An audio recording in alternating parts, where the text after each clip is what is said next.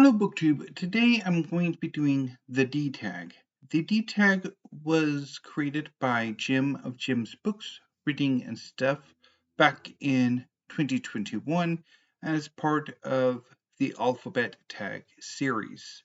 Each tag is inspired by the letters of the English alphabet. D is for Dahl.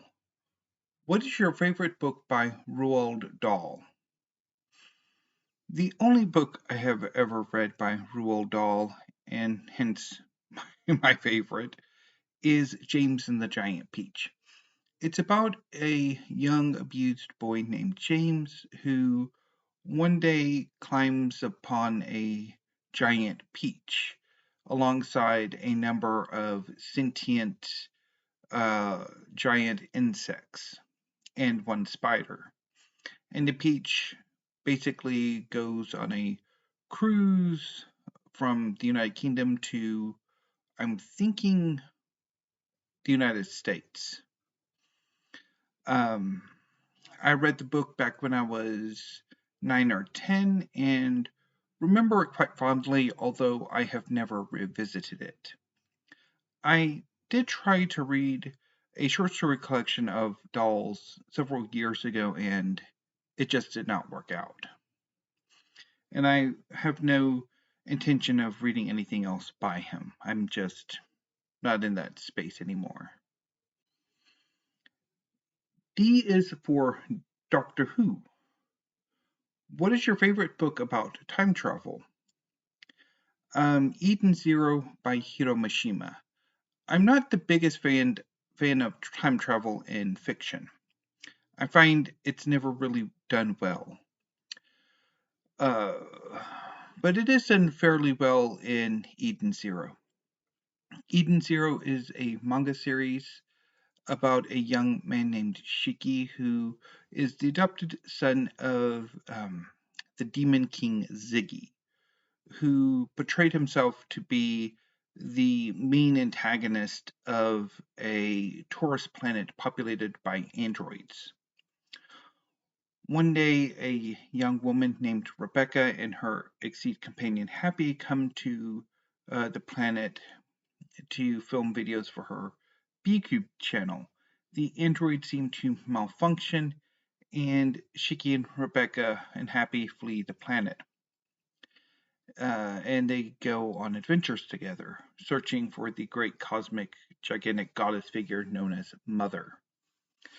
They gradually gather a crew that becomes more like a family, and they travel the cosmos on the Eden Zero, a starship gifted to Shiki by his adoptive grandfather before he broke down. Time travel plays a role in this story, in the series, because Rebecca, the female lead, develops the ability to jump backwards in time, and in so doing enters into an alternate reality. And she does this a number of times during the series. It's also revealed that Ziggy is himself a time traveler from the far future. And time travel plays a key role in the series in other ways as well. So another part of the question is who's your favorite doctor from Doctor Who? And I don't have one. I'm not a fan of Doctor Who. I don't watch it. D is for dark. What is the darkest book you have read? The Darkness That Comes Before by R. Scott Baker. It is the first book in the Prince of Nothing series and is about a warrior, scholar, monk who has left his monastery to go hunt down his father, who was himself a member of this order, who has since taken up magic, become a shadow leader of an aggressive kingdom in the setting, and so the son goes off to rally the other kingdoms and peoples to fight his father. And there's some other stuff going on as well, but the novel is very dark. Um, for some reason, I picked up that book and the other two books in the first trilogy, and I haven't gotten around to them. So more than likely, they will be seeing a donation box of doom in the not too distant future. D is for Dickens. How many Dickens novels have you read? There are 15, including The Mystery of Edwin Drood. I have read, over the course of my life, three um, novels by Charles Dickens. I first read Tale of Two Cities when I was a child.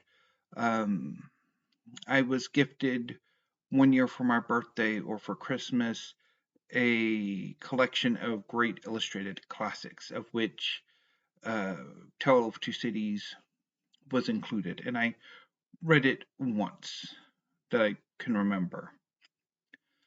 I have also read Christmas Carol when I was in my teens, and then for college, I read um, Bleak House. Um, I have also bailed on two of Dickens's novels. There was a period shortly after my college career where I got it into my head to try to read all of Dickens. It failed miserably. But before that, when I was in my later teens, I tried to read Our Mutual Friend because there was a adaptation that had come out and aired in the U.S. on the Masterpiece Theater. And then after college, I tried to read The Old Curiosity Shop and bailed fairly quickly. And I really don't have much incentive to go out and pick up any Dickens anytime soon. D is for dictionary. In the internet years, do you still use a physical paper dictionary? No. I do have one, but I largely use it as a weight, um, not to actively consult it. D is for Dagger and Detective. What was the last detective novel you read? That would probably be my an attempted read of Death on the Nile by Agatha Christie. Um, Death on the Nile is an Hercule Poirot mystery. It's one of the ones in which Poirot is trying to go on vacation and a murder just has to happen. The poor man just cannot get a vacation.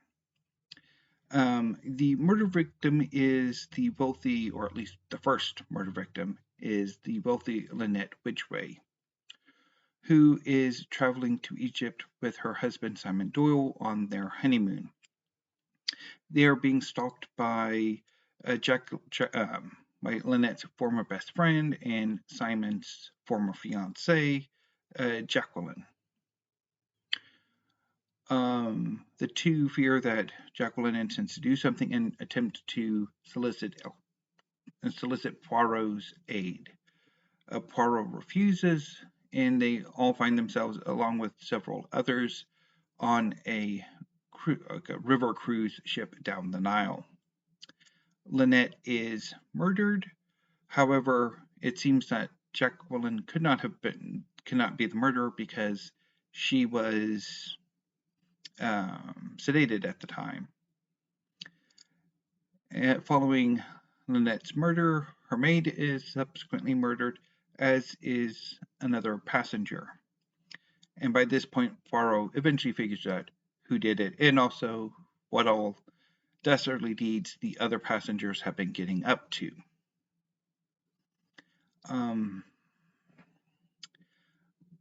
I have a mixed relationship with Agatha Christie reading wise. I did not read her for a number of years, and then I came back to her. However, A few years ago, I tried to reread, after well over 20 years, The Murder of Roger Ackroyd, and it did not go well at all. I just was not feeling it. And I took a break from Agatha Christie, and then for, I think, this most recent March Mystery Madness, I attempted to reread Death on the Nile again, because it is one of my favorite Agatha Christie novels, and it just did not work out. I was not feeling it. I'm hoping that maybe I can read um, Evil Under the Sun for Shorty September, and also read the or watch the film adaptation, and hopefully that will um, bring me back to Agatha Christie. And if not, then it is what it is. D is for Dostoevsky. What is your favorite Dostoevsky novel? I have never read a Dostoevsky novel. I probably should get around to doing that one of these days, but I don't feel like it. D is for diversity. Which book from your reading ticked the most diversity boxes? I don't know. I don't really pay too much attention to that. D is for drawing. Who is your favorite visual artist? Um, I don't have just one. Um, I'm going to break this down into um, a visual artist who is dead, a visual artist who is still alive, and also comic book art and manga. So, my favorite visual artist who is dead is probably Mary Cassatt, but I will flip flop on this quite a bit because I do have a number of visual artists who are dead that I quite like. But I tend to like um, more traditional styles of painting and pastel and drawing than I do, say, more modern or contemporary styles or more avant garde. As far as living artist is concerned, um, Liz Haywood Sullivan.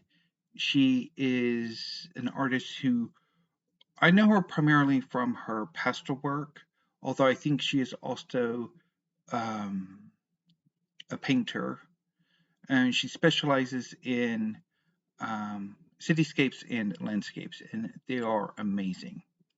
But there are a ton of other um, artists working today that I also quite like. As far as comic book art is concerned, I mean, speaking for American style comic book art, my favorite artist is Nicola Scott. She is an Australian artist who has worked on the Teen Titans, um, the Titans, Earth 2, and Wonder Woman, as well as some creator owned work as well. Her figures are amazing. For manga, I think my favorite artist is several, but I think I want to draw special attention to uh, Yuki Tatsu, who is the artist behind Black Clover, which is a manga series that I've been reading over the course of this past weekend. And now I have to wait until sometime in mid-January before I can read another volume. Anyway, but his artwork is amazing. I would also like to point out Yukinobu Tots. I'm blanking on his last name. He does Dan to Dan. His artwork is also really amazing. Um, so there's a ton of really fantastic comic book artists and manga artists out there. So that was the D tag. If you would like to do this tag, please do this tag, especially if you have not already done it. So this is it for today. I've been meaning to do a video about my relation about modern and contemporary literary fiction, but I'm not entirely sure how I'm going to approach it. I feel like I should do a more in-depth look at my reading of exactly to my attempts at reading a work of modern and contemporary literary fiction versus sort of how many I actually managed to finish and how many do I bail on. I want to do a bit more in-depth looking into that, I think, before I try my umpteenth attempt at this video. It's a subject that I've been wrestling with for years now, but I'll figure it out eventually, and I will report back, as well as the E tag and the rest of the alphabet tag in the coming weeks. So until then, BookTube, I will see you tomorrow with probably a new tag video as well as a Poetry Thursday. So until then, thank you, have a great afternoon, and stay safe. Sorry about that.